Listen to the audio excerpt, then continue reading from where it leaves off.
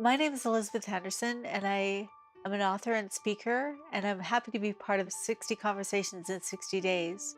I have worked with the Schizophrenia Society for about 18 years, and then started my own company, the Being Mentally Healthy Company. I've written a book, I have a website, beingmentallyhealthy.com, and I'm speaking for a living.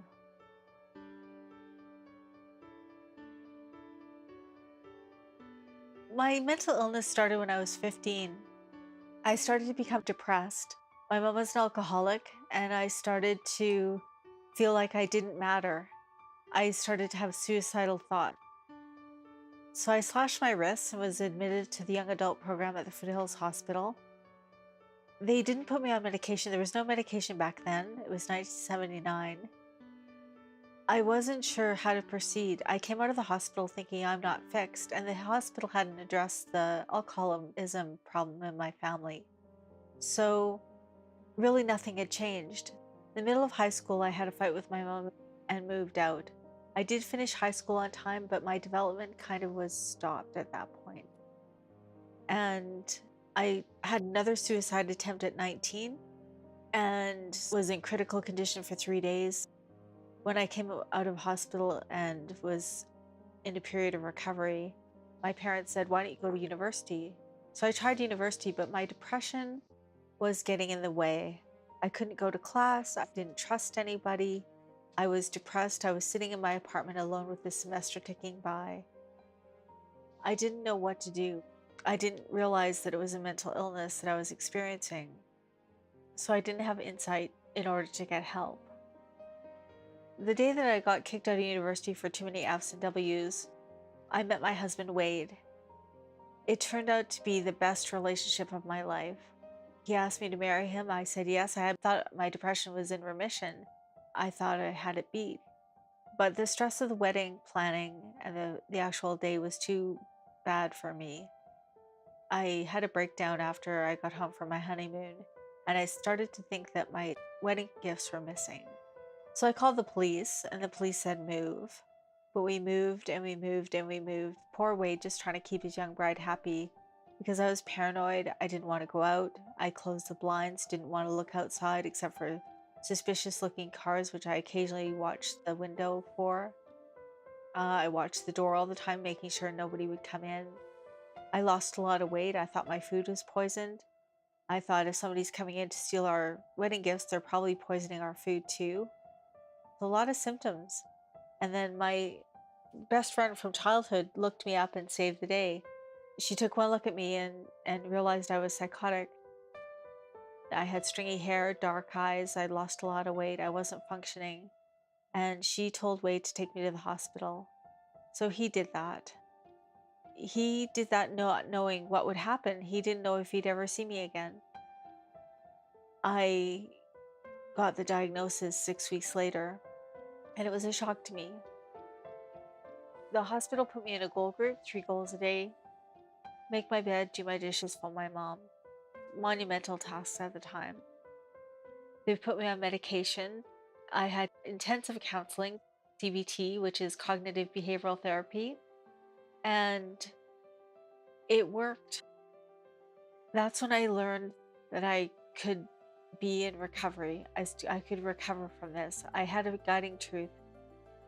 If I was going to be well, it would have to be up to me.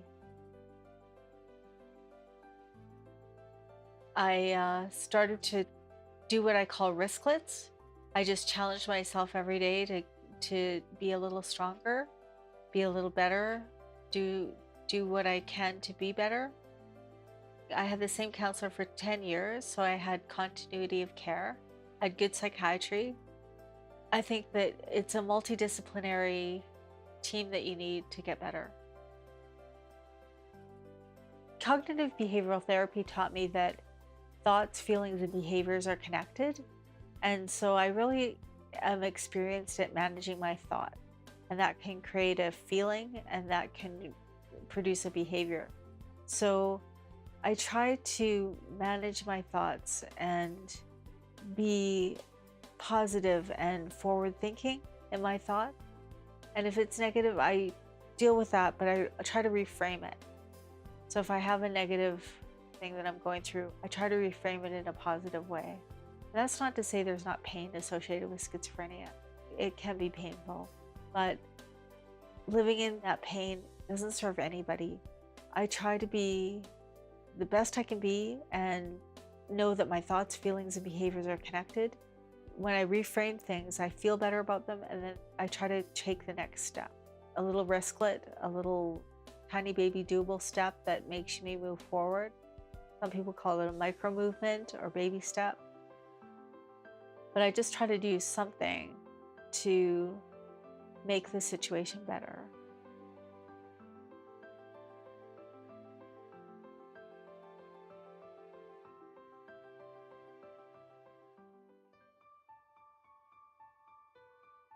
I think that people can recover.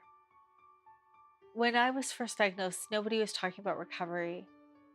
My belief is that you can be more positive if you believe that you can get better. And having a life that you like is my definition of recovery.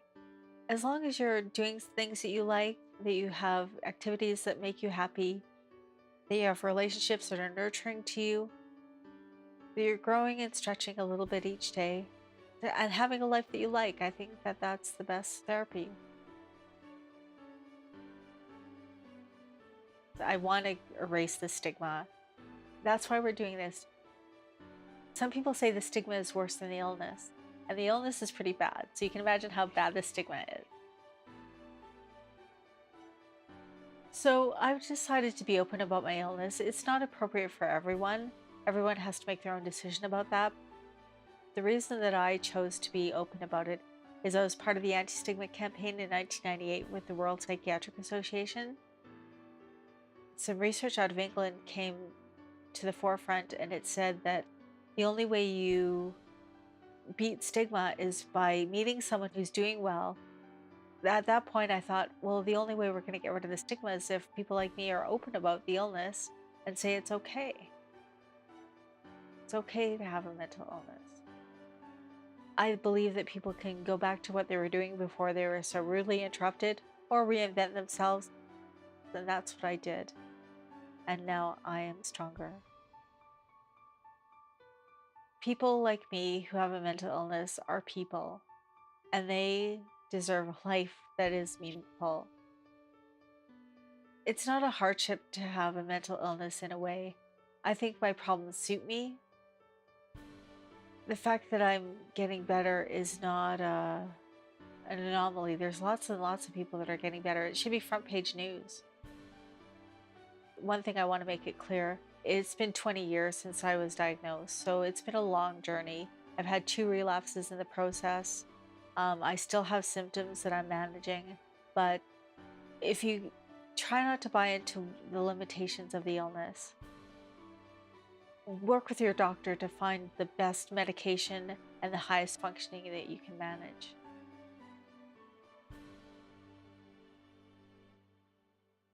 Yeah, so I wrote a book called Being Mentally Healthy in Spite of a Mental Illness. I think it's a paradigm shift. I think you can be mentally healthy in spite of a mental illness, even though you have a diagnosis. I'm speaking for a living, so I spoke in Chicago for the Forum for Behavioral Science and Family Medicine, and I got a standing ovation from the doctors. They were really touched by what I had to say because I think medical professionals sometimes forget that people can get better and have a great life. I met some psychiatric nurses when I was speaking at the LPN conference. That's one of the things that they said is we don't often see people who are doing well. We see them at their lowest point. And so to remember that recovery is possible and that people can rise up from this. Yeah, it's interesting because it's a lifelong illness. There's no cure. So it's what I know. I've been sick since I was 15. I'm in my 50s now. And it's a skill set. So if you're struggling, try to learn the skills to recover. With a good medication, good therapy, a life that you like, joyful activities, you can recover with a little luck. And there is a little bit of luck involved with schizophrenia because some people do not get better. That hopefully will be changing as the medications improve. I had a lot of help getting better. I'm still recovering, but it's going pretty good. And now I am stronger. People like me who have a mental illness are people, and they deserve a life that is meaningful